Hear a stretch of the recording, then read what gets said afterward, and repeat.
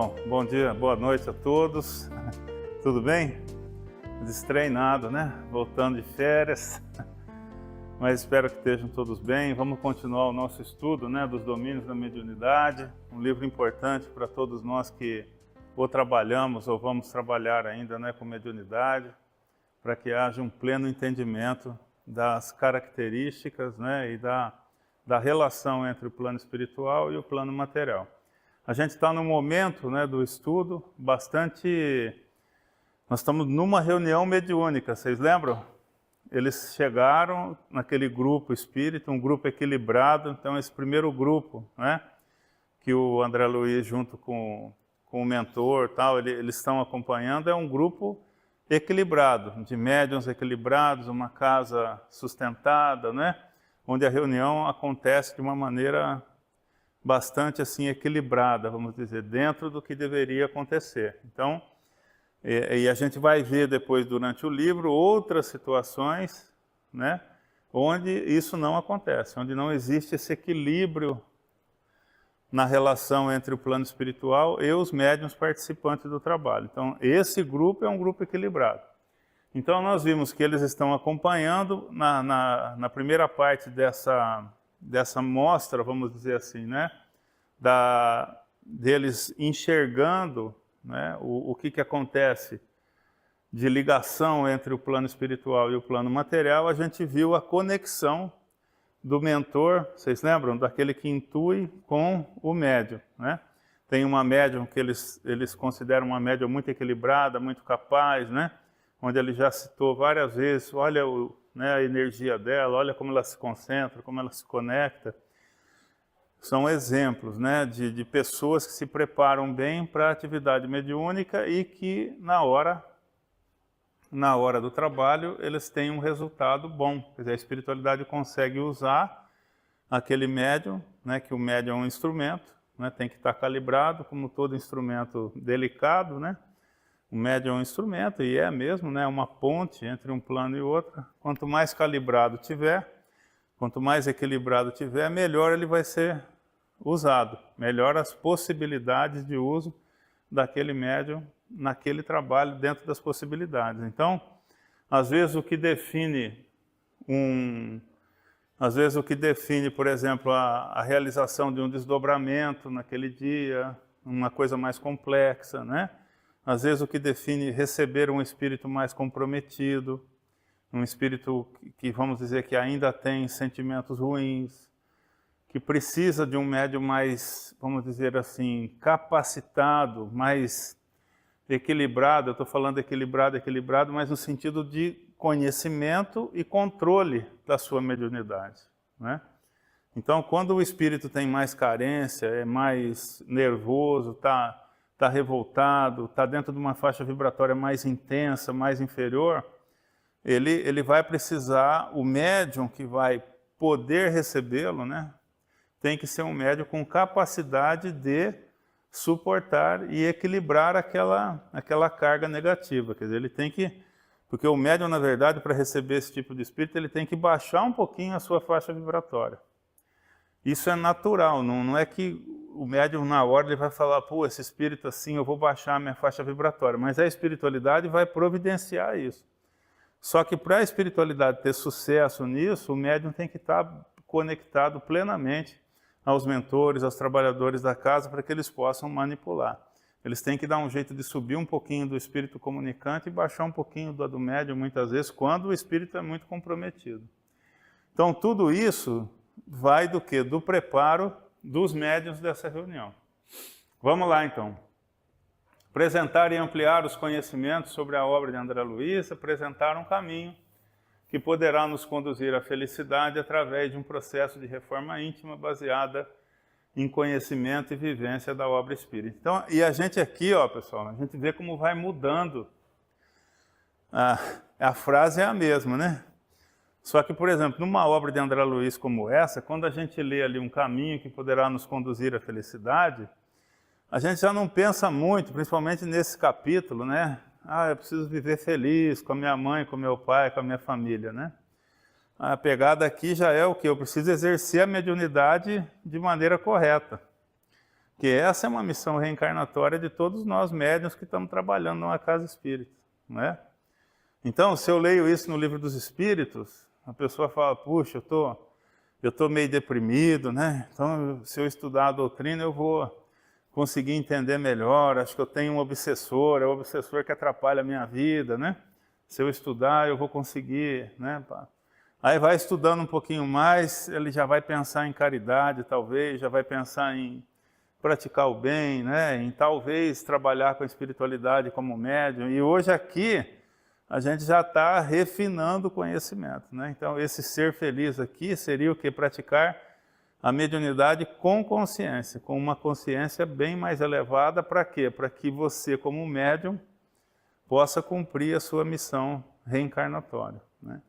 Lá nos mensageiros, lá no grupo, né, dos mensageiros, no departamento dos mensageiros, lá no nosso lar, eles falam que milhares são preparados para o exercício da mediunidade e conta-se nas mãos aqueles que terminam a reencarnação com sucesso na sua missão, com pleno sucesso na missão. Então, de milhares, e vejam que quem é preparado para a mediunidade não é um sofredor tirado do umbral. Quem é preparado para exercer a mediunidade é uma pessoa que estudou, que conheceu a doutrina, que foi preparado numa cidade espiritual, que viveu anos se preparando. Eles falam em anos se preparando. Então, mesmo com tudo isso, pessoas que já eram trabalhadores das cidades espirituais, né, trabalhavam já no nosso lar, fizeram o curso dos mensageiros, né, por anos se preparando e fracassam. Então, é delicado, né? A mediunidade é um instrumento sim, mas é um instrumento delicado, que trabalha com energias sutis, às vezes grosseiras, mas a relação é uma relação muito delicada. Então estamos aqui, capítulo 6, psicofonia consciente. Ontem a gente falou um pouquinho de psicografia, de psicofonia, no livro dos médiuns, né? Tratamos desse assunto um pouco mais profundamente. Hoje a gente vai ver aqui, lá a gente viu a teoria, aqui a gente vai ver a prática, né? Vai ver como que acontece isso de fato.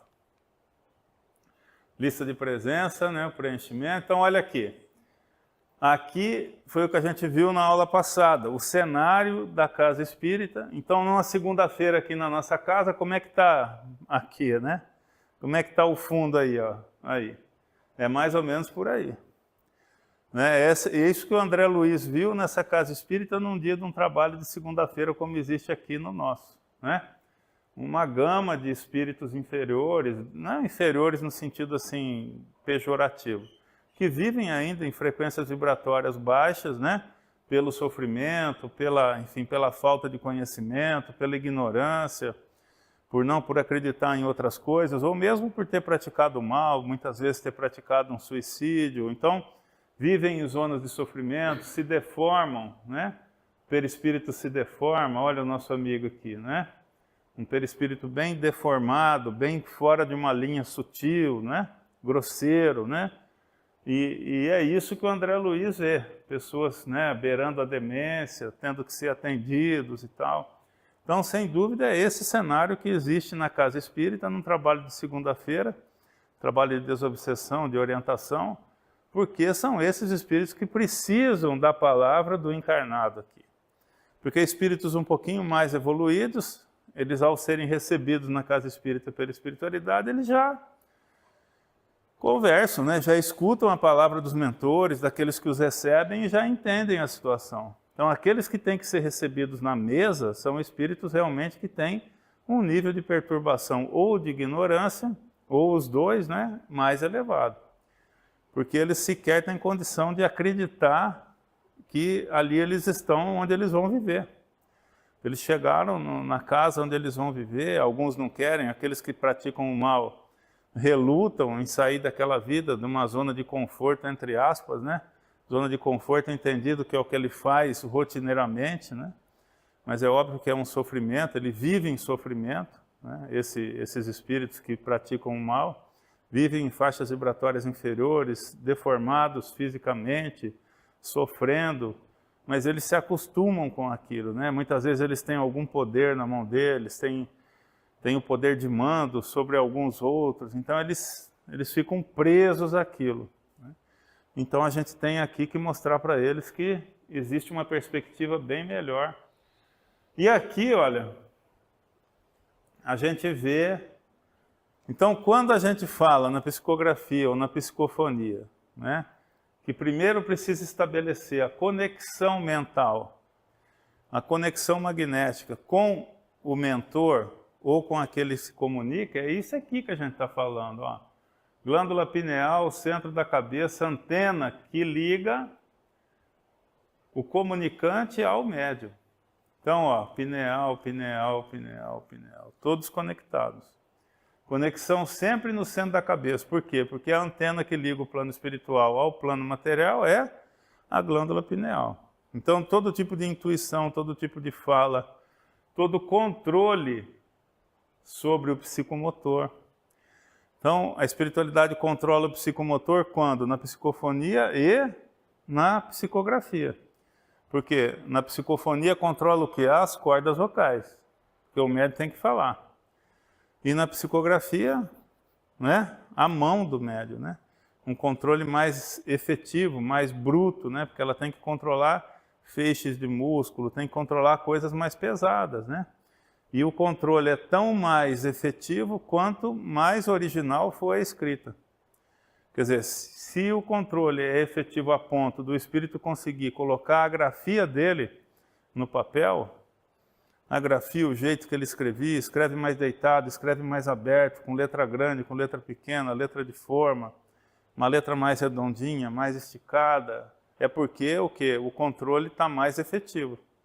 Quer dizer, ele está conseguindo controlar a mão do médium de uma forma mais efetiva. Aí ele consegue... Às vezes o mentor não faz isso porque deve sugar um pouco mais o médium. Deve ser um trabalho um pouco mais difícil, né? Então, muitas vezes, os mentores, eles não usam esse recurso de controlar a ponto de... Eles só deixam muito clara a mensagem para o médium e, muitas vezes, escrevendo, eles não precisam dar esse tom de colocar a sua caligrafia, porque pouco importa isso, né? O que importa a caligrafia do irmão Paulo, ele escrever com a caligrafia dele? Não tem muita relevância, né? Agora, uma mãe que recebe uma carta de um filho, se identificar ali, a caligrafia do filho, o jeito de escrever, a forma de uma letra, um jeito de assinar, vai dar uma fidedignidade muito maior e aí o efeito disso é muito mais, né, efetivo. Então, olha, conexão mental, né? Conexão mental com o médium, tanto para a intuição, como para a psicografia, como para a psicofonia, tem que haver essa ponte magnética ligando. Estamos aqui, ó, capítulo 6, Psicofonia Consciente. Ideias importantes, importante intervenção do médium. Então a gente vai ver que na psicofonia o médium tem um papel importante nas comunicações. E a gente vai ver nesse capítulo a descrição deles e vai entender isso, né? Então o médium bom qual que é? Aquele que estuda, né? Porque cada pessoa, como tudo, qual que é o atleta bom? É o que ganha medalha de ouro? Esse é o mais eficaz. Vamos dizer que o atleta bom é aquele que treina bastante, com seriedade, procura o bem. Esse é um bom atleta, né? Uma pessoa que corre atrás, que dá o máximo de si. Às vezes ele não tem complexão muscular, tamanho, né? O Usain Bolt lá, aquele corredor dos 100 metros, ele tinha 2 metros de altura, a perna dele... Quer dizer, se ele consegue o mesmo condicionamento físico de um cara que tem 20 centímetros menos, a tendência de ele ganhar as provas é grande. Só que o grandão, o alto, acho que tem que se esforçar mais do que o pequenininho, né? Porque o corpo mais pesado pesa também 20 quilos a mais, tem 20 centímetros a mais, mas pesa mais, tem mais massa muscular, tem mais corpo, tem mais osso, tem mais tudo. Então, para que haja o campeão, né, para que haja a pessoa que com uma eficiência muito grande consiga um bom resultado, tem que ter muita dedicação, tem que ter muito preparo da pessoa, né? Muito esforço para que aquela pessoa consiga atingir isso. Então a intervenção do médium nesse trabalho é muito importante. O André vai falando então, ó, desdobravam-se os serviços da casa harmoniosamente. 3 guardas espirituais entraram na sala, conduzindo infeliz irmão ao socorro do grupo. Era infortunado solteirão. Olha que interessante o André, né, observar esse tipo de coisa, porque o André ele é um repórter, né, ele vai saber, ele certamente, ele não é que ele está vendo e gravando no microfoninho, né, é óbvio que ele vai entender tudo aquilo, provavelmente ele grave um monte de coisa, que nem o Kardec, né, escrever um livro não é de cara, né, você vai anotando aí, escreve isso, aí o livro está pronto, não é assim. Eu acredito que o André tinha um aparelho de gravação onde ele ia fazendo um montão de observação, depois ele conversava com um, conversava com o outro, coisa que ele não relata aqui no livro, né? Que nem o Kardec fazia 1000 pesquisas, mandava carta para o mundo inteiro, quer dizer, ele no livro, ele não, mandei 50 cartas, 1000 cartas para escrever a questão 1 do livro, ele não, chega uma hora que fica pronto, mas é fruto de um monte de coisa. Então, solteirão, como é que o André ia saber que o cara não era casado, nem nada, né? Quer dizer, ele teve que ter uma conversa paralela, né? Com os mentores ou com a própria pessoa que ele achou que não precisava colocar aqui, e na hora de relatar ele coloca essa observação, né? Então, era infortunado solteirão, desencarnado, que não guardava consciência da própria situação, quer dizer, a pessoa está fora do ar, né? Incapaz de enxergar os vigilantes que o traziam. Então, a pessoa está sendo conduzida, ele desencarnado, outros desencarnados o conduzindo, e ele não está vendo, não está entendendo nada. Tal a diferença de padrão vibratório entre pessoas que trabalham no plano material, quer dizer, não está lá no 7º céu, né? É uma pessoa que está trabalhando ali na matéria, no plano material, com o corpo espiritual denso. Só que esse que chegou é tão mais denso que ele não consegue sequer sentir a presença daqueles que os estão conduzindo, né? Estão ali pegando no braço dele e ele está sendo levado e ele não está vendo o que está acontecendo.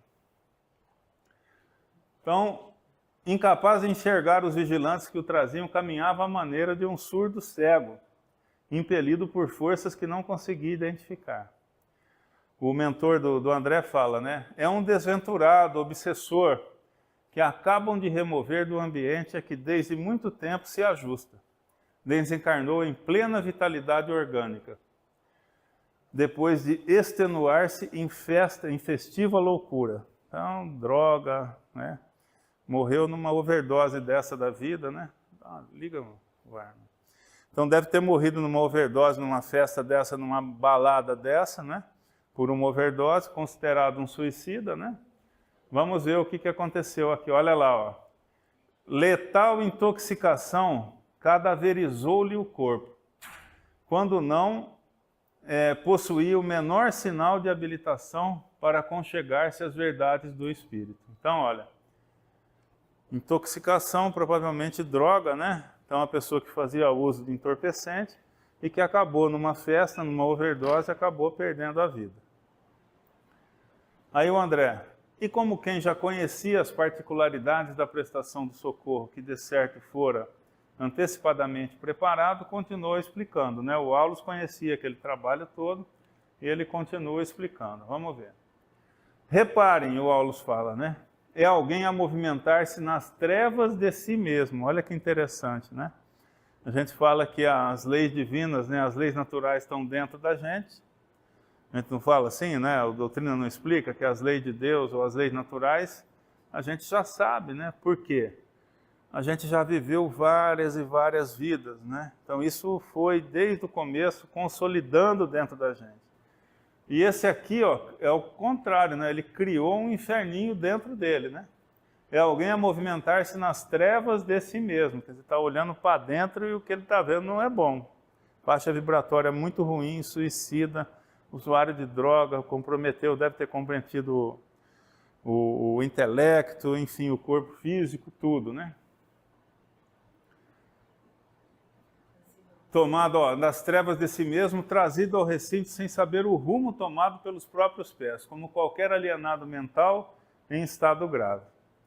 Desenfaixando-se da veste de carne, com o pensamento enovelado à paixão por imã, por irmã nossa, né? Então, ó, enovelado, a paixão por irmã nossa, hoje torturada, enferma, que sintonizou com ele, a ponto de retê-lo junto de si, com aflições e lágrimas, passou a vampirizar-lhe o corpo. Então, desencarna, vai para um umbral, arruma uma companheira que, ao invés de ajudar, vampiriza, né? A semelhança do pai do André Luiz, né? Que desencarna, continua a sua associação com as suas amantes aqui da Terra, no umbral, e eles têm um processo, né? Uma ligação de vampirização mútua lá, onde aquelas amantes do pai do André Luiz vampirizam e mantêm a pessoa presa naquele círculo, no caso vicioso da sexualidade. Esse aqui pode ser da parte de tóxico, daquilo que eles viviam, né?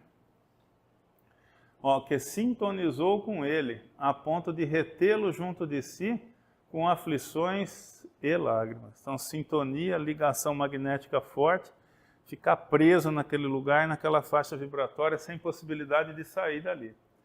Passou a vampirizar-lhe o corpo. A perda do veículo físico, na deficiência espiritual em que se achava, deixou-o integramente desarvorado, como náufrago dentro da noite. Entretanto, adaptando-se ao organismo da mulher amada, que passou a obsediar, nela encontrou novo instrumento de sensação, vendo por seus olhos, ouvindo por seus ouvidos. Muitas vezes falando por sua boca e vitalizando-se com os alimentos comuns por ela utilizados. Então, ele desencarna, se entrelaça. No caso aqui, eu me confundi aqui, no caso aqui a mulher é viva, é uma mulher que ele tinha relação e ela o prende pelo magnetismo, pelo pensamento, ele aceita aquela situação, e aqui tanto faz, na verdade, né? Podia ser no umbral, é um umbral igual, né? Eu confundi aqui, mas a situação é a mesma, tanto faz esse parceiro estar encarnado ou desencarnado. Quando a pessoa fica presa nessa faixa vibratória inferior, ele acaba que ela vampirizando ele e ele vampirizando, né? Porque aqui ele está o quê? Sugando as energias dos alimentos que ela consome, da respiração, falando por ela, ouvindo por ela, quer dizer, está grudado, é um parasita mesmo, né? É como uma planta parasita que gruda ali na árvore e passa a viver por uma simbiose ali, né? Existe ali uma simbiose muito prejudicial para os dois, né? No caso aqui deles, aqui, ó. Então, ó, adaptando-se ao organismo da mulher amada, que passou a obsediar. Nela encontrou novo instrumento de sensação. Então, ele acabou o quê?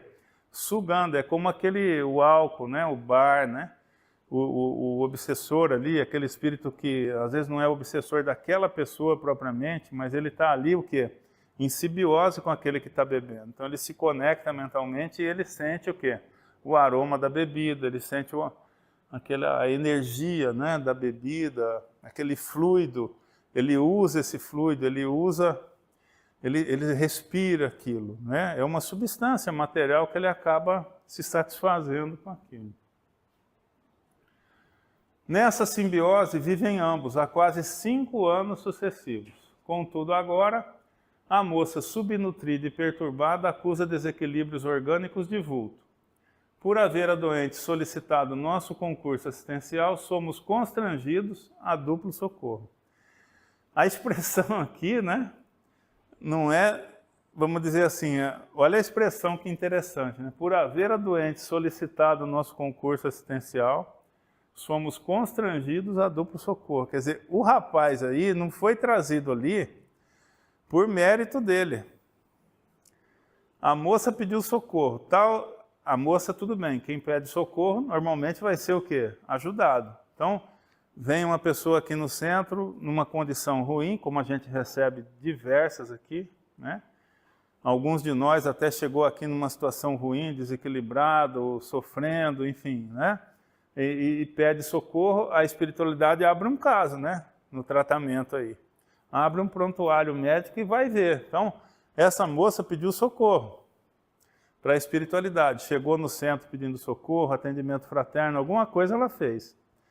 Eles abrem o caso. Quando abre o caso, acha o quê? Esse irmãozinho junto, grudado desse jeito, nessa simbiose. Como que faz para ajudar a moça? Tem que socorrer o irmãozinho também. Esse irmão está pedindo socorro? Não. Ele seria ajudado de graça? Não, porque ele não está ainda naquele ponto. Mas para socorrer aquele que pede ajuda, esse aqui entrou, né? Ele vai ter que ser cuidado para que a moça possa seguir uma vida, a moça que está encarnada possa seguir uma vida. E a gente vê aqui que não tem maldade envolvida aqui, né? Ele não está junto dessa moça querendo o mal dela. Ele simplesmente manteve a relação com essa mulher, só que agora prejudicando bastante ela, agora que ele desencarnou. O Aulus, para que se cure das fobias que presentemente a assaltam a moça, né? Como reflexos da mente dele, que é a mente desequilibrada, que se vê apavorado diante das realidades do espírito, é necessário o afastamento dos fluidos que a envolvem, assim como a coluna abalada pelo braço constringente da era. Reclama limpeza em favor do reajuste. Coluna aí não é coluna do corpo, né? Uma coluna, né, que a era envolve, acaba que às vezes derruba muro, né? A era fica tão pesada que a era é aquela planta que vai grudando, né, em tudo, ela vai crescendo, vai envolvendo, então acaba que acaba que apodrece concreto, apodrece tudo, porque não seca, nem fica úmido. Então ele fez uma comparação aqui. Precisa tirar essa era, né, que é o rapaz aí, para que a mulher, no caso, consiga deixar de assimilar essas energias muito negativas dele. Aí o André comenta, nesse interim, os condutores, obedecendo a determinações de Clemêncio, localizaram o sofredor ao lado de Dona Eugênia. Então puseram esse rapaz ao lado daquela médium que a gente falou que era uma médium equilibrada, uma médium completa. O mentor da casa aproximou-se dela e aplicou-lhe forças magnéticas sobre o córtex cerebral, depois de arrojar vários feixes de raios luminosos sobre a extensa região da glote. Olha. Então, magnetiza o quê? O médium, para que facilite a conexão, porque não vai ser uma conexão espontânea, né? Não é o mentor que está chegando que sabe, o rapaz não sabe nem onde é que ele está, quanto mais se conectar, ele não tem ideia de nada. Isso vai ser feito no fórceps ali, né? Eles vão conectar o rapaz com a médium. Então, eles têm que preparar a médium com aplicações magnéticas e preparar a glote, né, a região da garganta, para que possa reproduzir a fala do comunicante. Notamos que Eugênia Alma afastou-se do corpo. Olha que interessante, Eugênia Alma. Por que ele não fala Eugênia Espírito? Porque alma é quando está encarnado, né? Isso é só Mas, então, Eugênia Alma, quer dizer, a Eugênia Espírito, né? Desdobra do corpo e fica ao lado do corpo, que é o que acontece com os médiuns. A maioria das vezes, quando vai se comunicar um espírito, a pessoa desdobra e fica ao lado do corpo, acompanhando tudo o que acontece. Nós vamos ver aqui. Notamos que Eugênia Alma afastou-se do corpo, mantendo-se junto dele, à distância de alguns centímetros, enquanto que, amparado pelos amigos que o assistiam, o visitante sentava-se rente, inclinando-se sobre o equipamento mediúnico ao qual se justapunha. Então botaram ele do lado ali, conectaram do jeito que foi possível ali e ele ficou ali. A maneira de alguém a debruçar-se numa janela. Olha aí. Então, aplicando magnetismo, né, sobre a médium, colocaram ele ali do lado, ele não está nem sabendo o que está acontecendo, mas vão abrir a possibilidade de ele falar pela médium. Essa imagem aqui ela é muito fiel, porque a gente escuta essa descrição aqui. Uma das coisas que ajuda muito no processo aqui de desobsessão, quando o espírito comunicante ele relata, e às vezes a gente acha que é intuído, né? A perguntar para o espírito comunicante como é que você está, como é que está a sua aparência, o seu corpo. Quando a gente vê que sofreu muito, que viveu em falange, que viveu fazendo mal por muito tempo. E 100% das vezes ele vai falar, eu estou um bagaço, estou um trapo, né? eu quase não tenho roupa, estou todo deformado, minha pele, estou cheio de ferida, estou cheio disso, daquilo. Mais ou menos isso aqui, assim, né? E aí o que a gente faz? Como recurso de choque, né? Assim, é um choque que a gente dá na pessoa. Isso a gente foi orientado pelos mentores. A gente pede para que a espiritualidade venha, então normalmente 2 enfermeiros se aproximam do espírito e eles passam um gel esverdeado. Esse gel esverdeado foi assim que ele foi descrito das primeiras vezes pela espiritualidade. Diz que é um tipo de um gel esverdeado que a pele do espírito, né, o corpo espiritual, absorve totalmente. É um gel que é passado e absorvido. E o que acontece? Ele muda, ele é um gel transformador, ele não só limpa, mas ele ajuda a dar uma melhorada boa na condição do perispírito. Então as feridas somem, aí eles trocam esse espírito, põem uma roupa limpinha. Então, barba, cabelo, bigode, faz tudo, né? Então a pessoa disso aqui, a gente oferece ajuda, tudo, e a pessoa está reticente. Ele fala, olha, quando a pessoa começa a querer embalar, a gente fala, olha, como para que você entenda o que pode acontecer com você, você aceitando a nossa ajuda, nós vamos fazer um negócio aqui contigo, nós vamos ajudar você a sair dessa situação ruim que você se encontra. Está vendo esses 2 enfermeiros que estão se aproximando? Eles vão passar um gel no seu corpo, vão trocar, deixar você limpinho. A pessoa fica quieta, porque acho que vê a aproximação dos enfermeiros. E eles fazem essa aplicação do gel, trocam a roupa. Então, disso aqui, certamente mal cheiroso, né? Certamente, enfim, numa situação muito ruim, a pessoa fica limpinha, ela não fica zero, mas ela fica limpa, com uma roupa nova, limpa, branquinha, calçado, ela se vê aciada de novo. Às vezes, há séculos, há anos, há muitos anos, ela estava numa situação dessa, cheirando mal, sujo, todo rasgado, machucado. E de uma hora para outra ela, puf, né? Fica, aí o coração amolece um pouquinho, né? Quando ela se vê naquela situação. E aí abre mais a possibilidade de ela aceitar ajuda, tal, que é a finalidade, né? Ante o quadro, recordei as operações do mundo vegetal, o André falando, né? Em que uma planta se desenvolve à custa de outra, e compreendi que aquela associação poderia ser comparada a sutil processo de enxertia neuropsíquica, a relação dos 2 lá. Suspiros de alívio desprenderam-se do tórax mediúnico, que, por instantes, se mostrara algo agitada. A relação que vai se... Tanto pode ser a relação dos 2, do lado ruim, e agora ele está descrevendo do rapaz que vai se comunicar com a médium. Porque ele ia usar, né? Ele fala que uma enxertia, a planta que é enxertada vai usar a energia, todo o processo, que é o enxerto, você pega um galinho, né? E põe numa planta. Quer dizer, aquele galinho vai sugar da planta a seiva, todo o processo, né? De alimento, de água, de tudo. Então é o que o rapaz vai acontecer com a médium. Ele vai usar a médium agora para se comunicar. Suspiros de alívio desprenderam-se do tórax mediúnico, que por instantes se mostrava algo agitado. A aproximação dele fazia com que a médium se agitava. Observei que leves fios brilhantes ligavam a fronte de Eugênia, desligada do veículo físico, ao cérebro da entidade comunicante. Porque eu lhe dirigisse um olhar de interrogação e estranheza, Aulus explicou prestimoso. É o fenômeno da psicofonia consciente, ou trabalho dos médiuns falantes.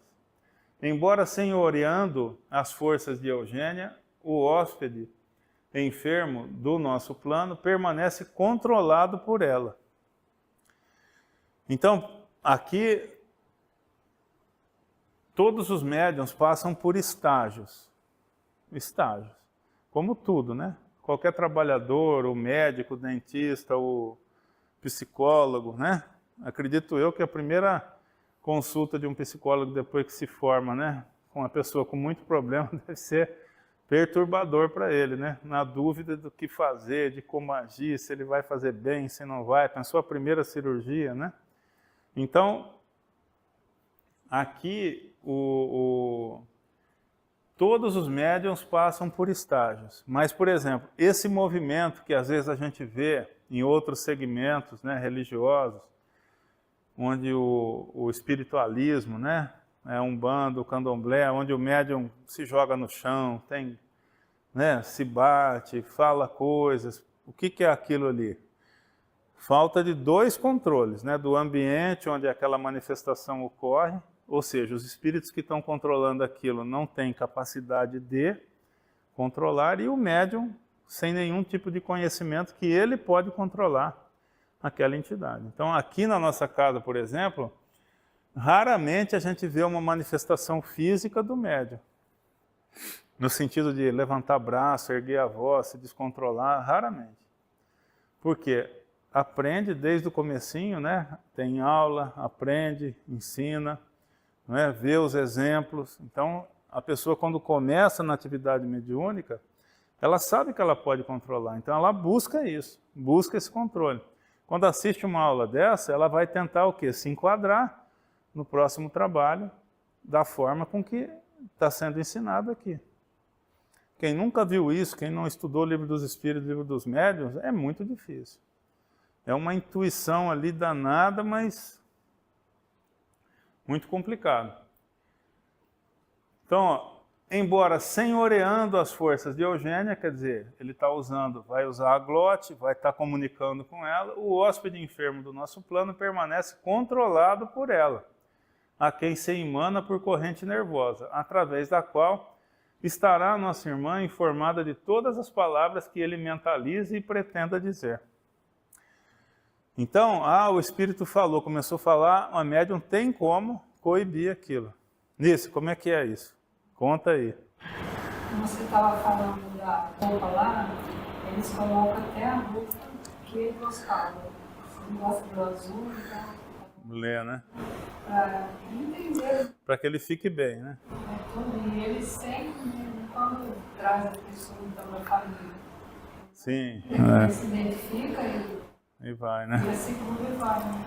Não, e nesse momento aqui, ó, o momento que a gente está falando aqui, quando a pessoa quer falar uma coisa que é inapropriada, você consegue segurar, né? Você vai ter que controlar, porque eles querem bater na mesa, xingar, aí é revoltado, né? Mas tem que controlar. Existe basicamente dois tipos de espíritos comunicantes. Existem aqueles que estão sofrendo e aqueles que não queriam estar ali. Né? Porque todo mundo que chega na mesa está sofrendo de alguma maneira. Porque se não estivesse sofrendo, a espiritualidade já teria simplesmente, como centenas que devem chegar aqui nessa casa, no plano espiritual por semana, já chega, já internado, já vai ser tratado, enfim, normal. Quem vem para a mesa são aqueles revoltados, não só ele, como grupos de pessoas afins. Então, por exemplo, suicida. A gente atende, às vezes, por noite, 5, 6 à noite aqui. Às vezes tem a noite do suicida, mas se atende 5, 6, é que são casos ligeiramente diferentes, onde você vai atender e vai ter que usar um caminho um pouquinho diferente com cada um. Personalidade diferente. Se tem 5, 6 aqui, tem 50, 60 ouvindo. Por quê? O caso de um é muito parecido com o de 10, 20. Então você conversa com um, tem 10, 20 assistindo, ouvindo o mesmo problema. Você conversa com 5, com uma ligeira diferença de um para o outro, você abrange 50, 60, 100, não sei.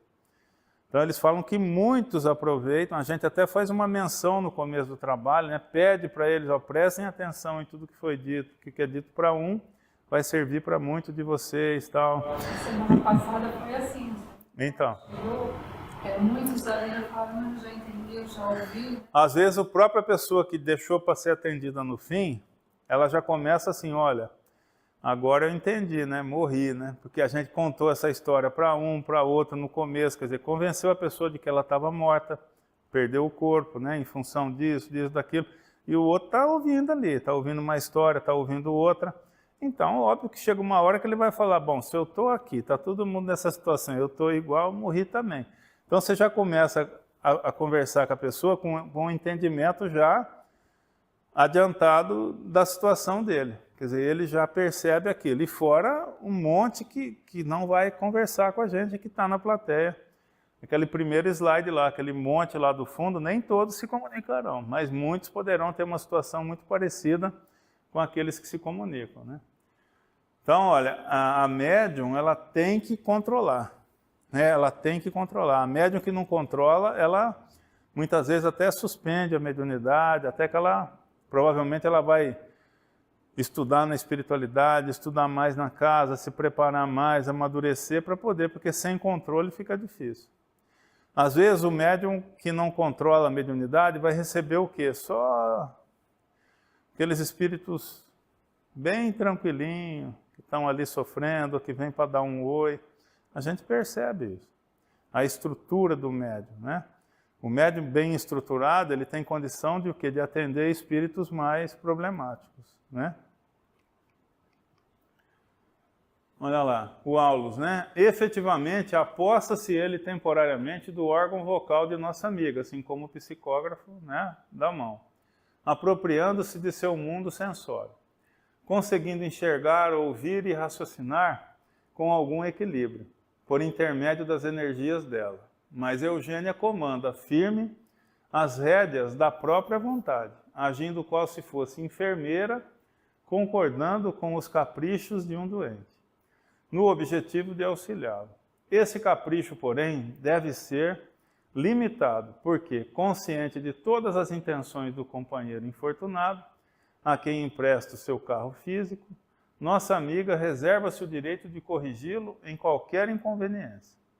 Pela corrente nervosa, conhecer-lhe-á as palavras na formação, apreciando-as previamente, de vez que os impulsos mentais dele lhe repercutem sobre o pensamento sarnento, como verdadeiras marteladas. Pode, assim, frustrar-lhe qualquer abuso, fiscalizando-lhe os propósitos e expressões, porque se trata de uma entidade que lhe é inferior, pela perturbação e pelo sofrimento em que se encontra, e a cujo nível não deve arremessar-se. Se quiser ser-lhe útil, o espírito em turvação é um alienado mental requisitando auxílio. Aí é o seguinte, tá? O médium é superior ao espírito comunicante. Para ser superior, o que precisa? Não tem que ter as duas asinhas? Intelectualidade e moralidade. Médium é sempre superior ao espírito comunicante? Não, nem sempre. E quando é um mentor que se comunica? E quando é um espírito muito inteligente que se comunica, mas moralmente? Então, a médium, o conhecimento que a médium tem é que faz com que ela controle. Porque ela pode ser muito moralmente, vamos dizer, evoluída, se não tem conhecimento, ela não sabe o que fazer. Ela não sabe as possibilidades dela. E aí complica. Porque a comunicação ela não fica fluente. Ela fica truncada, ela fica complicada. Então, a médium que estuda, o médium que se prepara, ele tem consciência daquilo que vai acontecer na mesa. E aí, como todos nós, né, aos poucos, com o passar do tempo, a pessoa vai o quê?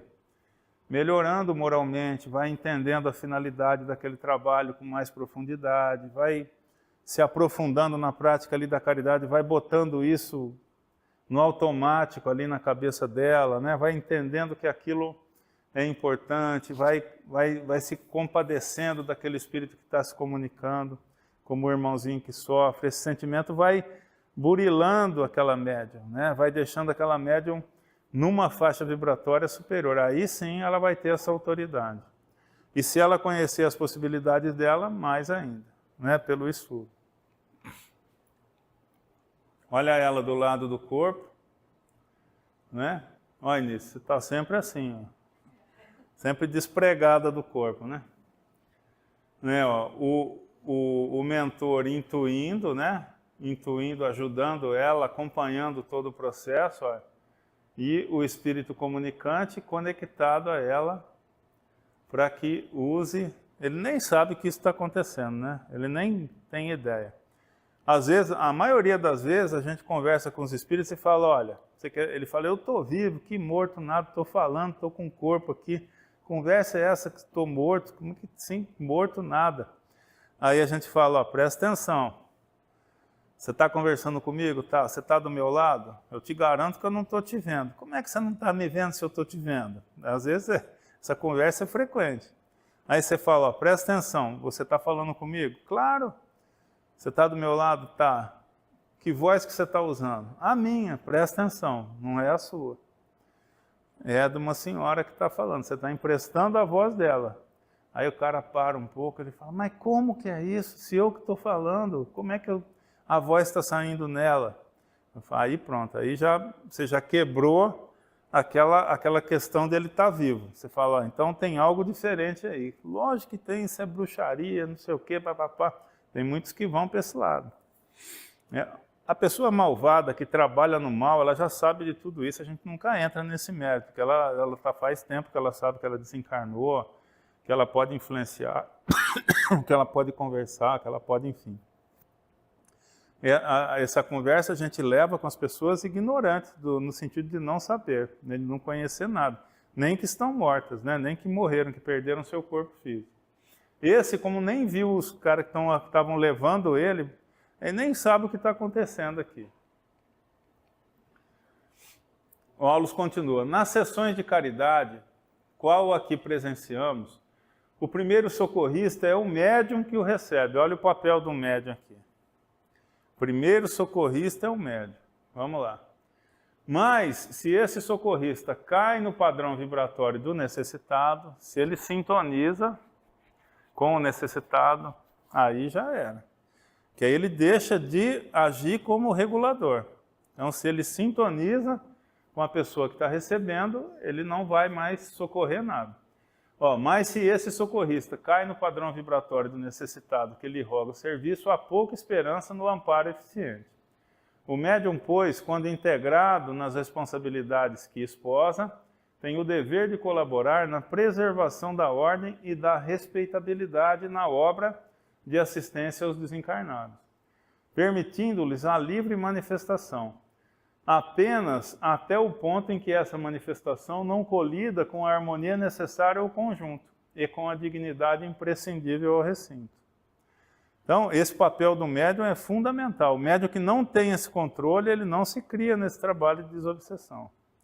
Ele precisa chegar nisso aqui, né? Ele precisa se preparar a ponto de conseguir esse controle, senão ele vai receber só espírito bonzinho. Que às vezes a gente fala, nossa, mas para que esse espírito veio aqui? Ele já veio dar um oi, veio cumprimentar, veio agradecer, veio se despedir, acontece, né? Mas às vezes é o médium que não está em condição de receber um sofredor, de receber uma pessoa mais complicada. Aí o Hilário, né, o amigo lá do André Luiz, ele fala, o Hilário pergunta assim, nesses trabalhos o médium nunca se mantém a longa distância do corpo. Aí o Aulos, sim, sempre que o esforço se refira a entidades em desajuste, o medianeiro não deve ausentar-se demasiado. Com um demente em casa, o afastamento é perigoso, mas se nosso lar está custodiado por amigos cônscios de si, podemos excursionar até muito longe, porquanto o nosso domicílio demorar-se-á guardado com segurança. No concurso aos irmãos desequilibrados, nossa presença é imperativo dos mais lógicos. Então, pega um irmãozinho totalmente desequilibrado, você vai abandonar o corpo? Não vai, né? Você vai estar pertinho procurando ajudar da melhor maneira. Essa separação do médium, efetivamente só acontece quando o médium está seguro do que ele está fazendo, né? Porque esse desdobramento é um desdobramento assim, que não é automático. O médium se desdobra para abrir caminho, né? Para abrir caminho, para não atrapalhar. Então, conforme ele se desdobra, o corpo fica mais livre para receber a conexão e a fala do irmão que está sendo atendido, né? Agora, se o médium não se desdobra porque está com medo, porque está preocupado, ou porque está receoso, atrapalha um pouquinho o processo.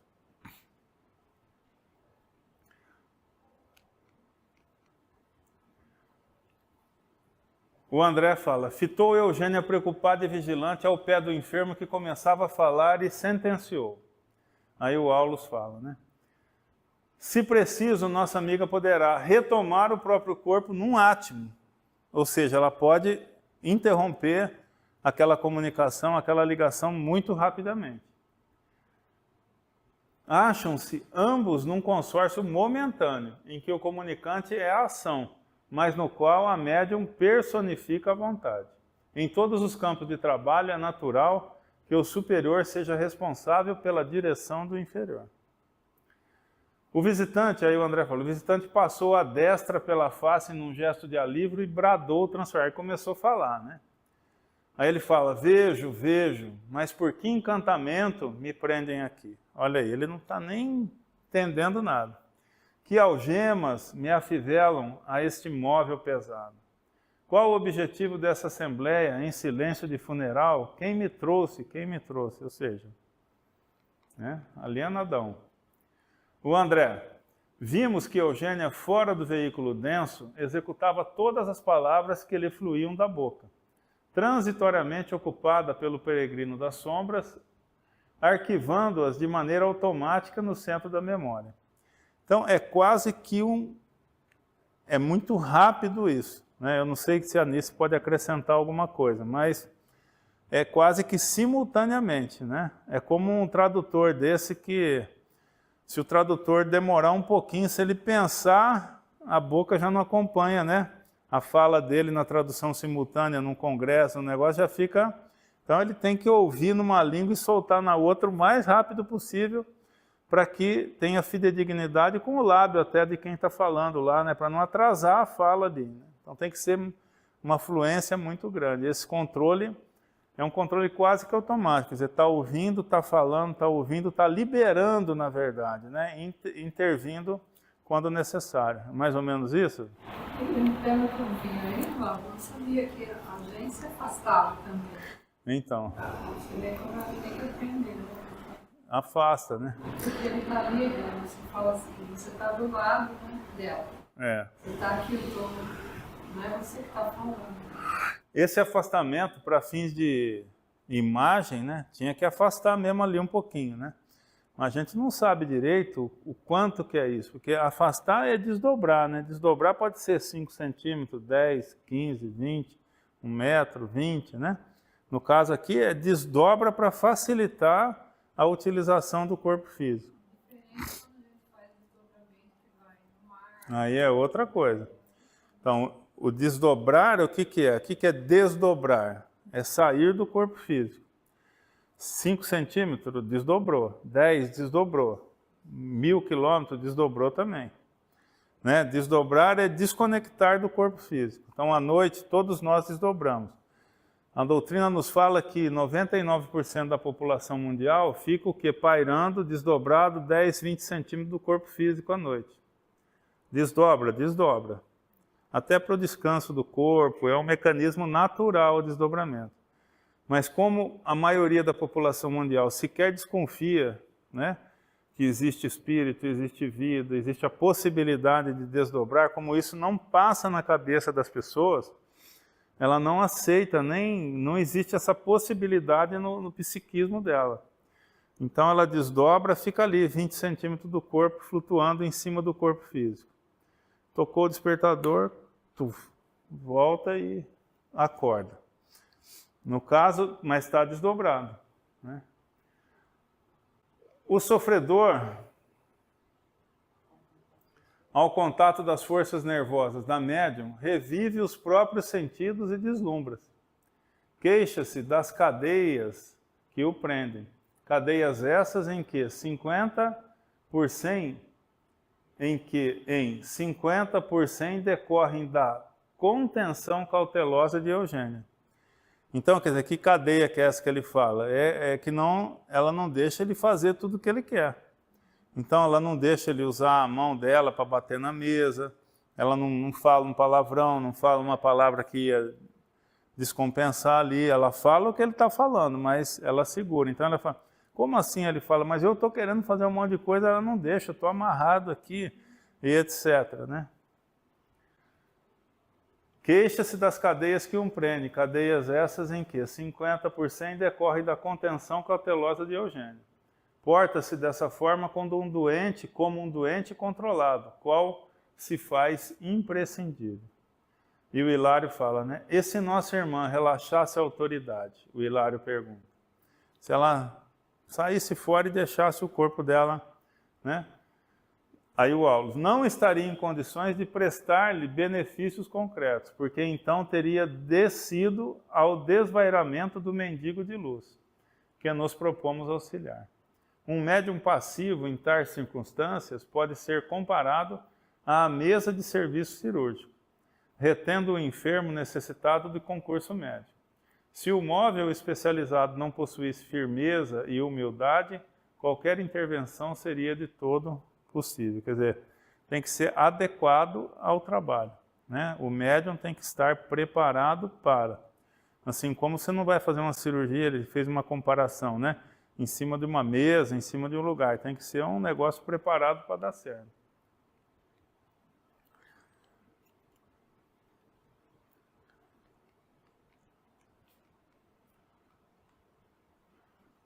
O André, mas nossa amiga está enxergando conscientemente a entidade que ele associa ao vaso carnal com tanta clareza quanto nós? Perguntei por minha vez, atento aos meus objetivos. Aí o Aulus fala, no caso de Eugênia, isso não acontece. Então ela não está vendo o comunicante, ela está sentindo, emprestou o corpo, emprestou a voz, mas não está vendo. Porque o esforço dela na preservação das próprias energias e o interesse na prestação de auxílio com todo o coeficiente de suas possibilidades não lhe permitem a necessária concentração mental para surpreender-lhe a forma exterior. Entretanto, reproduzem-se nela as aflições e os achaques do socorrido. Sente-lhe a dor e a excitação, registrando-lhe o sofrimento e o mal-estar. Então, muitas vezes na mesa mediúnica, alguns médiuns veem a pessoa, inclusive, se aproximando. Né? Uma vez, não sei se você lembra, foi muito bonito, num fim de trabalho, né? Ela me chamou no cantinho assim e falou, olha, Olavo, eu não sei o que está acontecendo, mas está vindo uma luz do lado aqui, vem se aproximando uma luz aqui, que é um negócio assim fora do normal. Eu não sei o que é, mas é um negócio muito intenso, muito isso, muito aquilo, babá. A gente falou, bom, se é luz, menos mal, né? Não, então, mas aí a gente falou, bom, vai se comunicar? Ela falou, eu acho que sim, mas olha, é um negócio... Ela ficou espantada de estar percebendo a aproximação. Aí demorou um pouquinho, aí veio a comunicação. Olha, uma senhora, um espírito de muita luz, né, moralmente muito evoluído, que trabalhava num centro de Umbanda, que desencarnou no terreiro, dançando lá.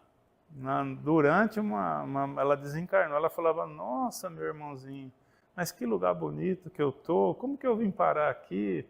Eu estava agora no terreiro, tal, na minha sessão, e acho que eu desencarnei, porque eu estou aqui, essa aqui é uma casa espírita, e uma casa espírita.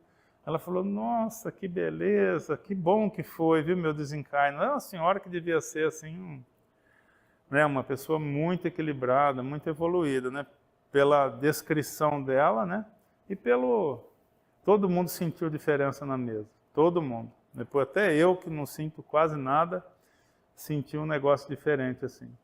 Então, às vezes vê, às vezes sente, às vezes não sente nada. Depende, que nem ele falou aqui, ela estava gastando já muita energia dela para estar recebendo um espírito tão perturbado. Então, a visão poderia ser mais um problema, porque ela teria que abrir uma outra janela da mediunidade, que seria a visão, né, espiritual. O André, ao passo que se dilatava a nossa conversação, o comunicante gritava contundente. Estaremos porventura num tribunal, porque uma recepção estranha quanto essa, quando sou o importunado que comparece, a mim, Libório dos Santos, ninguém ofende sem revide, que é uma pessoa agressiva, né? Aí o André, como a consciência o torturasse através de criações interiores, que não nos era dado perceber, vociferava frenético, né? Quem me acusa de haver espoliado minha mãe? Olha o problema, né, que ele desencarnou. Quem me acusa de haver espoliado minha mãe? Lançando-a ao desamparo, Não sou culpado pelas provações dos outros. Está falando da mãe, né? Não estarei acaso mais doente que ela? Aí o André, nessa altura, Hilário fixou o obsessor compadecidamente e indagou respeitoso. O Hilário fala, não serão os seus padecimentos simples angústia moral? O Aulus, né, responde, não tanto assim. As crises morais de qualquer teor se nos refletem até no veículo de manifestação. Então ele falou, ó, o problema desse rapaz aí não é só de ordem moral, né, porque ele está falando que espoliou a mãe e tal. Ele falou, não, porque essas energias muito baixas, quando a pessoa vive em energia, comete crime, isso afeta tanto o psiquismo, né, o equilíbrio espiritual, emocional, como o corpo, né, deforma corpo, doença, é um monte de coisa, envolve tudo, né? Nos refletem até no veículo de comunicação, até no corpo, quer dizer, não é só mental, tem um monte de coisa envolvida. O Aulus, o beneficiário desta hora tem o cérebro perispirítico dilacerado, cérebro perispirítico, olha lá. Está falando do corpo espiritual da pessoa. Então, o cérebro perispirítico dilacerado. Quer dizer, o que é cérebro perispirítico? Um órgão do corpo físico do espírito desencarnado. Então, assim como um alcoólatra prejudica o fígado, né? Então, dá um câncer no fígado, né? Aquele que come mal vai ter problema de intestino, de estômago. Esse aí, por quê? Está vociferando, está violento, cheio de culpa, vivendo em regiões, né, naquela situação com a mulher lá, dentro de um padrão vibratório muito baixo, ele lesou o quê? O cérebro do perispírito, o órgão do perispírito. Assim como a gente, se você prejudica o fígado, você vai ter dor, você vai ter que ir para o hospital. Além do problema que você gerou pelo alcoolismo, no sentido do psiquismo, né, de você se associar a espíritos inferiores, viver em faixas vibratórias inferiores, você vai ter que encarar a doença do corpo físico. Então, esse, além dessa condição inferior moral, ele já tem um problema no cérebro, né? Olha lá. O beneficiário desta hora tem o cérebro perispirítico dilacerado e a flagelação que ele invade o corpo fluídico é tão autêntica quanto de um homem comum supliciado por um tumor intracraniano. Olha a comparação que ele faz. O problema que ele criou para o cérebro perispirítico dele, pelo padrão vibratório inferior que ele vive, é comparável a um tumor no cérebro de alguém que tem corpo físico. Demonstrando-se sumamente interessado no assunto, Hilário acentuou. Se fôssemos nós, os companheiros encarnados, com sede de maiores conhecimentos da vida espiritual, poderíamos submetê-lo a interrogatório minucioso? Estaria em posição de identificar-se perfeitamente? Ele está falando, pô, será que a gente pode trocar uma ideia com ele, né, para aprender, para conversar com ele, né, tal? Aí o Aulus fala, nas condições em que se encontra, o cometimento não seria viável. Estamos abordando apenas um problema de caridade, que se reveste, porém, da mais elevada importância para a vida em si.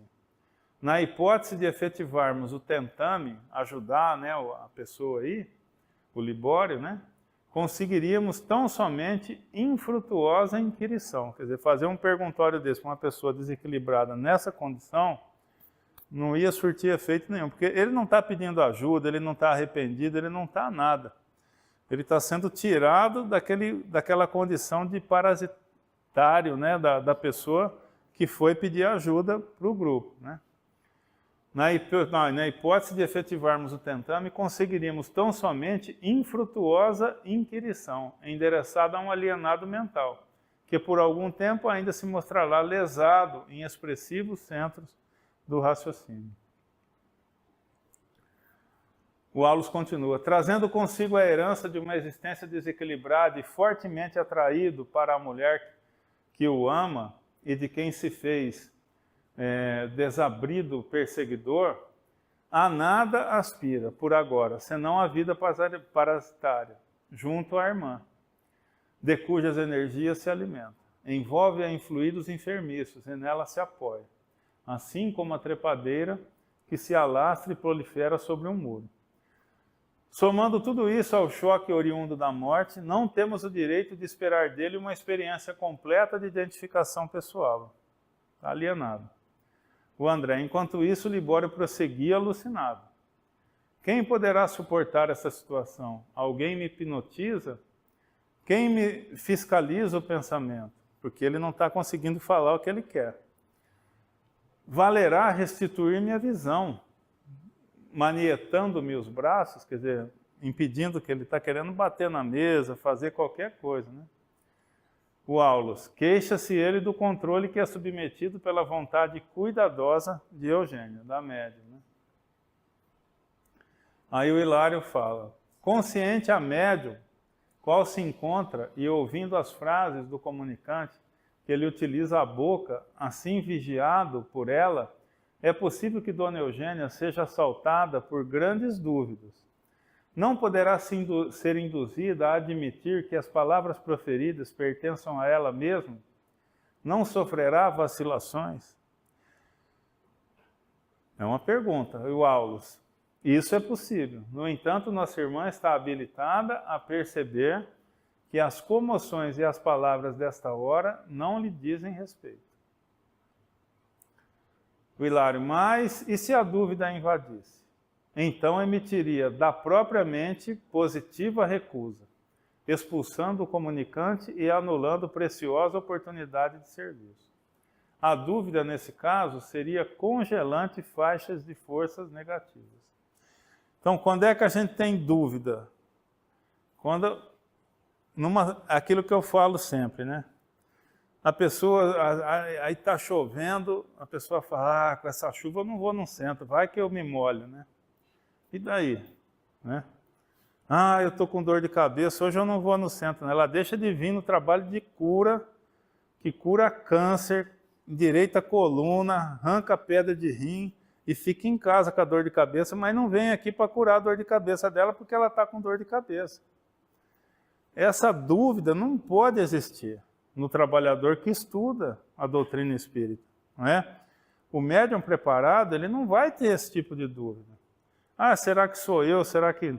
Porque se ele está ali entregue, se ele está concentrado, se ele sabe o que ele está fazendo, ele deixa fluir esse negócio, funciona bem. Agora, o médium que tenta, às vezes, colocar uma ideia dele, às vezes o espírito para de falar, o médium continua. Para a gente aqui, é que assim, tudo, assim, vocês não encarem, às vezes, as coisas que eu falo como um pouco de presunção, não. É que a gente vê isso acontecendo. A gente, por intuição, o doutrinador aqui, o esclarecedor, né? Eles estão o tempo todo conectados a nós. Então, às vezes, o médium dá uma escorregada, mas a gente percebe na hora que colocou uma ideia dele, que colocou uma observação dele, que deu ênfase num ponto. Consulta, às vezes, aqui, que a gente, às vezes, muda aqui. Por quê? A gente olha e fala, opa, isso aqui não pode.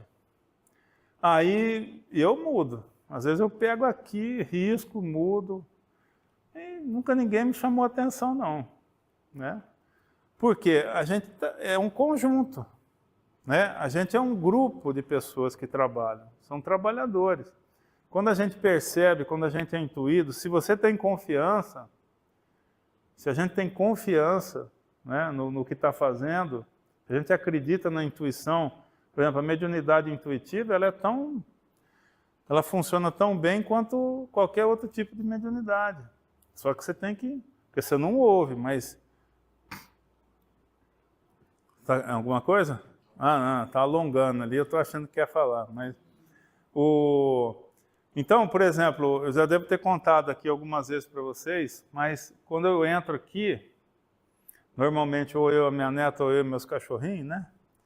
Aí um dia aqui o Espírito se comunicou e falou, irmãozinho, é assim, ó, toda vez que você entra aqui no centro sozinho, fora de um dia de trabalho, a irmã Ana, ela falou, pode me chamar de vovó Ana, porque é assim que todo mundo me chama. Vovó Ana e o padre, agora eu não me lembro o nome do padre, eu lembro da vovó Ana, mas tem um padre não sei o quê, que eles são designados para me acompanhar.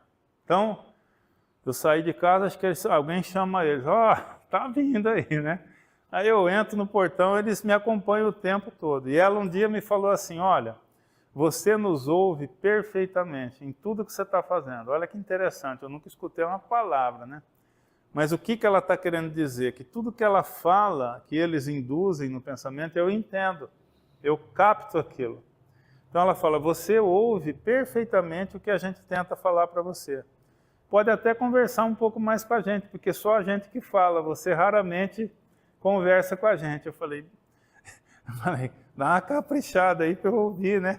Para eu saber o que eu respondo, o que eu falo, mas, enfim. Aí, às vezes, até dou uma conversada, eu falo, porque eu sei que estão do meu lado. Ela falou, toda vez que você vem, nós estaremos contigo. Quando você vem sozinho aqui, nós estaremos do seu lado. Na nossa missão, nossa função, o nosso trabalho aqui está junto contigo, te acompanhar e está conversando contigo, está te intuindo, está não sei o quê, babá. E isso deve acontecer com todos nós, né? Com todos nós trabalhadores da Casa Espírita. Todos, ela falou, porque era comigo, ela falou, a vovó Ana e o padre não sei das quantas, mas certamente todos nós que trabalhamos de alguma forma na Casa Espírita temos um espírito designado para nos acompanhar da hora que a gente chega à hora que a gente sai. Eu entrei sozinha aqui hoje. Sabe lá, né? Sozinha. Só, então, mas sozinha, será que você estava sozinha, né? A gente nunca está sozinho na Casa Espírita, nem na Casa Espírita, acho que nem em canto nenhum, né? Não quer dizer que a gente não possa estar sozinho. Acho que quando a gente está na casa da gente, sem estar trabalhando dentro da doutrina, estou montando uma aula, é óbvio que tem 2, 3 comigo, intuindo, né? Me orientando ali, o que escrever, o que botar, que figura. Às vezes eu fico em dúvida, será que é essa ou essa? Aí não é nenhuma. Aí eu saio procurando, chega uma hora que eu acho, é essa aqui. Aí eu ponho, sabe Deus para onde que eu fui ali com o cursor para poder achar e ficar satisfeito com aquilo que eu encontrei, né? Então eles estão o tempo todo. Mas, por exemplo, estou assistindo um filme que não tem nada a ver com a doutrina, estou em paz ali, o sentinela está na frente da casa cuidando. É óbvio que não vai ter um monte ali junto comigo. Para quê? Para assistir o filme junto? Não, acho que não, né? Então, né, e assim também é com a gente, né? Se a casa está protegida, se a egrégora nos protege da incursão de espíritos inferiores, e se você está ali numa atividade que não precise da ajuda da espiritualidade, você vai poder estar sozinho? Sim, né? Fora isso, você se conectou, já vai ter alguém junto. No dia a dia da gente, assim, quando a gente está nesse trabalho, na caridade que você quer ajudar a fazer, você vive sempre com intuição. O tempo todo. Quando você vai encontrar uma pessoa, ele também tem intuição. O tempo todo, né? O tempo todo. A Roberta brinca, né, que depois que ela começou, brinca não, ela comenta, né, que depois que ela começou a frequentar o centro, a quantidade de gente que ela já trouxe para cá é grande, mas eles empurram a pessoa para cima dela, né, porque a profissão dela, como ela trabalha com personal, treino, ela conversa muito, né, muito conversadeira, então a pessoa interage, né, acaba contando a vida dela, os problemas, porque naquela coisa de treinar, acaba virando um confessionário ali. E há uma oportunidade que ela tem de falar, ó, eu também vivi isso, estava com um problema assim, estou me achando, me consertando lá no centro, frequenta, aí a pessoa está no buraco ali, está mal, é mesmo, você melhorou? Não, melhorei, estou bem e tal, não sei o quê. Então, é comum isso, né? A gente, muitas vezes, quando a gente se abre para isso, essa possibilidade, a espiritualidade vai empurrar alguém para o nosso lado, alguém para a gente conversar, para trocar uma ideia, né, para fazer, é normal isso. Tanto encarnado quanto desencarnado, porque o médium no desdobramento faz isso o tempo todo. O tempo todo. O médium desdobra e vai aliciar, vai conversar, vai tratar com pessoas que precisam de ajuda, trazendo para casa, trazendo para o auxílio. O tempo todo da vida da gente. Quanto a Rosana, todo mundo, a gente tem história desse tipo no dia a dia, né? Todavia, olha lá, porque Raul Silva é o que coordena a reunião. Iniciara a conversação com o hóspede revoltado, o orientador amigo convidou-nos a melhor observar. Então agora vai entrar o esclarecedor, né? O Raul Silva é o esclarecedor da mesa mediúnica. Então agora que vai começar a conversa dele com o atendido da noite, né? Então até agora ele só explicou o quê? Essa relação do médium com o espírito comunicante. Algum médium, alguém que já trabalhou, quer colocar alguma coisa? Quer colocar alguma nisso? Mesmo da psicografia cabe, é a mesma coisa. O processo é o mesmo, né? Você já trabalhou, né? Mas alguém mais já recebeu o espírito aqui, já na mesa mediúnica, assim, já trabalhou com isso? A Maria já, né, Maria? Quer colocar alguma coisa? Alguma observação, um exemplo?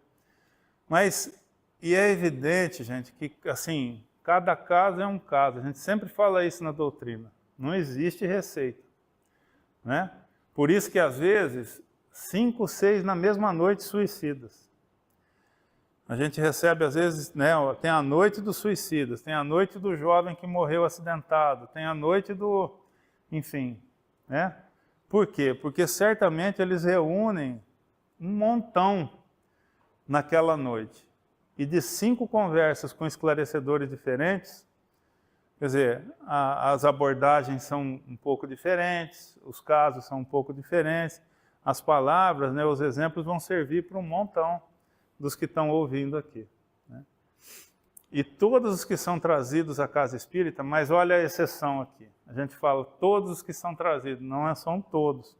Esse aí não está nem aí, ele não está querendo ajuda, não está nada, mas como a gente tem casos aqui também de chefes de falange, né, espíritos bem ainda recrudescidos no mal, que praticam o mal, que às vezes, quantas vezes não vem a intuição na gente de falar para ele, ó, meu irmão, nesse caminho que você está seguindo, você vai sair daqui com um bilhete no bolso. Eu já falei assim, até brincando, porque a pessoa muito gelada, muito fria, pessoa muito inteligente.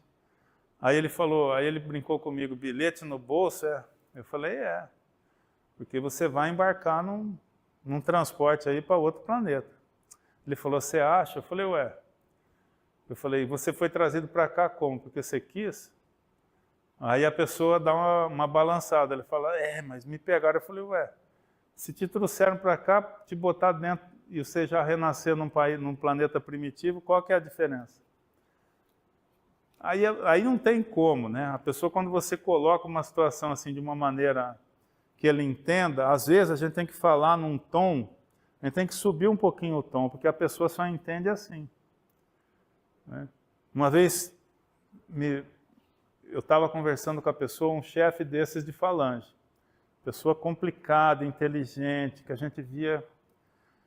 Aí chegou num ponto que eu já estava assim, só que eu já fui para uma conversa muito franca com ele, porque eu sabia que ele entendia tudo de espiritualidade, da situação dele.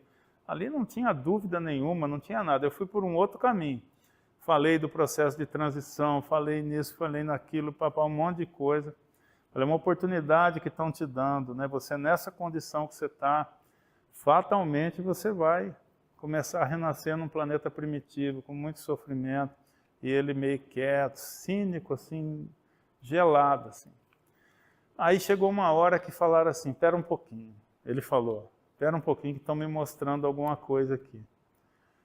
Aí eu pensei na tela mental, que é um recurso muito que a gente usa, né?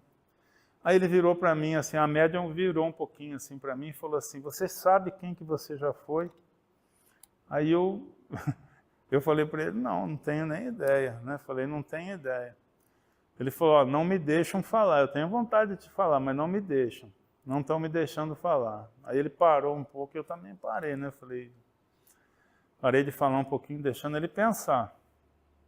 Aí ele falou, olha, pelo que me mostraram aqui que você já foi, se você está fazendo o que você está fazendo hoje, aqui comigo, e está sendo sincero, aí é que é outro detalhe. A pessoa, quando é instruída, quando é inteligente, quando é um espírito treinado no plano espiritual como esse, um chefe, né, de falange, ele perfeitamente identifica a energia que a gente emite. Ele sabe se você está mentindo, se você não está, se você está enrolando, se você está sendo sincero, se você não está. Ele falou, se você sendo que você já foi, está hoje fazendo esse trabalho que você está fazendo, e sendo sincero comigo, eu não sabia quem ele era, mas ele, naquela situação, sabia. Ele falou, ó, eu vou pensar no que você me falou. Aí eu falei, pô, que bom, meu irmão. Falou, realmente, eu não sei quem eu fui, também não estou preocupado com isso, porque isso está no passado. Eu falei, e a gente sabe que o importante é daqui para frente. Ele falou, jeito interessante de falar. Eu vou pensar, porque vindo de você, ele falou, não de você hoje, mas de você, e você sabe do que eu estou falando, eu vou pensar um pouquinho. Aí a gente... né, cheguei a arrepiar na hora, uma vontade danada, falei, dá uma soprada aí, né? Fala alguma coisa aí, rapaz. Mas aí, a gente, né, mas então, olha, são situações. Eu não sei se eles fizeram isso de propósito, eles devem ter me reconfigurado ali, ou mostrado uma tela mental, mostrando alguma coisa que eu já fui, que eu não tenho nem ideia. Não entendi se era para o bem ou se era para o mal. Não entendi se eu fui algum, sei lá, o que eu fui, mas sei que ele balançou um pouco, devia me conhecer. Foi aproximado, quer dizer, nessa reencarnação passada, ele deve ter, para me reconhecer, deve ter feito parte de algum contexto, né? De algum contexto de vida. Então, as coisas são complexas, cada caso é um caso, porque cada espírito tem a sua história, tem a sua mente, tem a sua perturbação. Os médiuns têm a sua mente, têm os seus problemas, têm o seu conhecimento. Então, é um xadrez, é um quebra-cabeça.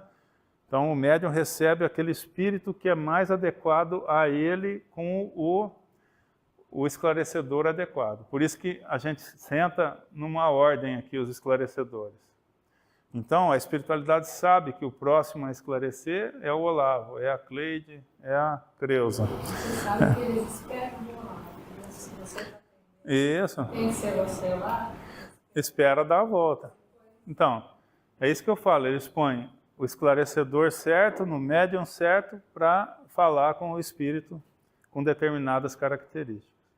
Isso tudo é muito controlado. Sim. Tem algum espírito, por exemplo, que chegou a relatar que levaram ele para outro centro e não tiveram sucesso?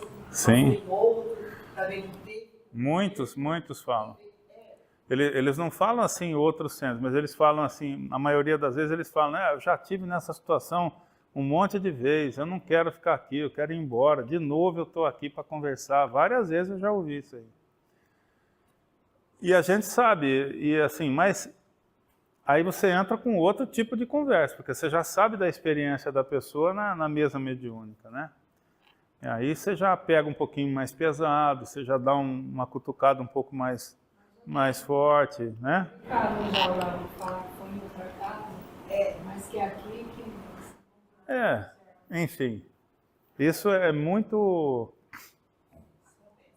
peculiar, né? Muito peculiar.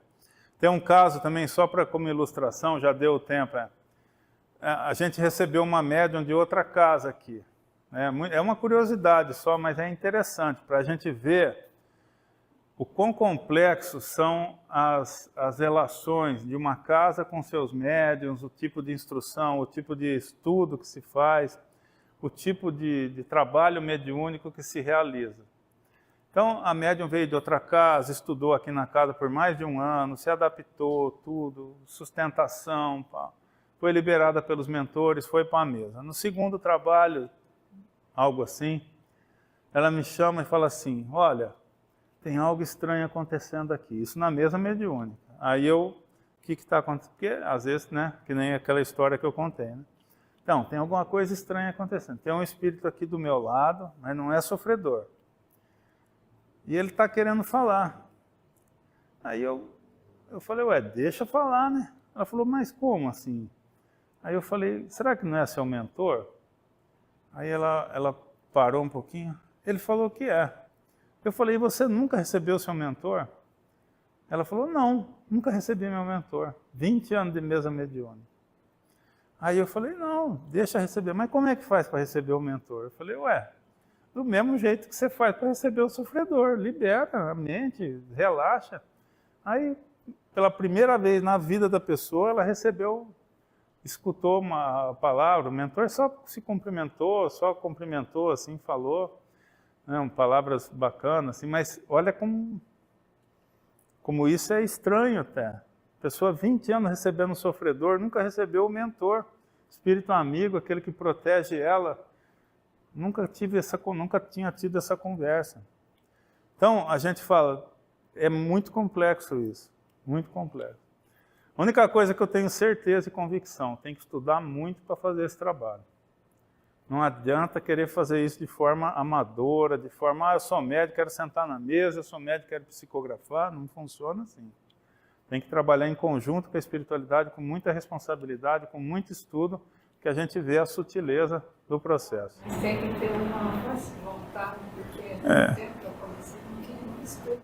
Então. Eu mesmo foi pauleiro, porque tudo que o Espírito sentiu, a gente sente. Eu falo sem demérito nenhum. O seu Antônio, fundador dessa casa, né? Essa casa existe graças a ele e a dona Lazinha. Mas meu curso de passe durou 5 minutos, nem que 5 minutos, 30 segundos. Olá, você vai começar a dar passe. Eu, seu Antônio, mas como assim? Não é pá? Tinha só lido o Livro dos Espíritos na minha vida. Aí o que eu faço? Põe a mão na cabeça da pessoa, faz uma oração, o resto os homens faz. E no outro sábado, que a gente se reunia só de sábado quando eu vinha de Pirassununga, eu comecei a dar passe. 30 segundos meu curso de passe. Sem eu ter tido estudado o Livro dos Médiuns, tinha lido o Livro dos Espíritos. Então, a gente fala, saía alguma coisa ali? Lógico que saía. Saía uma energia boa, porque eu tinha a maior boa vontade de dar passe, de fazer as coisas. Mas, se me perguntasse o que era um passe, eu sabia muito mais ou menos para poder explicar para alguém. Então, os níveis de consciência são... essa semana, recebi uma pessoa que chegou para estudar na quinta-feira, ontem, que ela falou, não, eu venho de outra casa, de outra cidade e tal... Mas eu fiquei muito insegura. Eu falei, mas por quê? Você estudou? Não, eu li o Livro dos Espíritos, num estudo desse de leitura e tal, mas eu faltava porque eu tinha trabalho, então... Mas já me botaram na mesa mediúnica, aí foi tudo muito conturbado, muito difícil, porque eu não entendia, aquilo me assustava. Aí eu parei. É isso. Né? E é natural, né? Quem não estuda, se receber espírito, ver espírito, é complexo isso, né? Tem que estudar para saber o que está acontecendo. Beleza, pessoal? Muito obrigado, então. Até a próxima.